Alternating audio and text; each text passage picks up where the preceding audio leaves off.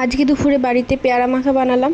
তো দেখো, সবার প্রথমে নিয়ে নেবো একটা কাঁচা লঙ্কা, আর নিয়ে নিচ্ছি কিছুটা ধনেপাতা, আর নিচ্ছি অল্প পুদিনা পাতা। তারপর এগুলোকে বেটে নেব। এরপর আমি নিয়ে নেবো পেয়ারাগুলো কেটে, একটাই পেয়ারা নিয়েছি যেহেতু আমি একা খাবো। আর নিয়ে নিচ্ছি ওই বাটাটা। এরপর দিয়ে দেবো বাড়িতেই তৈরি করা কাসুন্দি, আর এর মধ্যে দিয়ে দেবো সামান্য একটুকু নুন, আর দিয়ে দেবো স্বাদ মতো একটু চিনি, আর এখানে একটু দিয়ে দেবো সর্ষের তেল।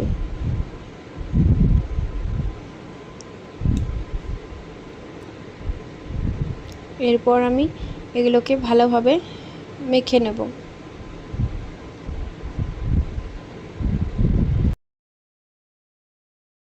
তোমাদের পেয়ারা মাখা রেডি। খেতে কিন্তু দারুণ হয়েছিল, তোমরা একদিন বানিয়ে দেখো এরকমভাবে, দারুণ লাগে।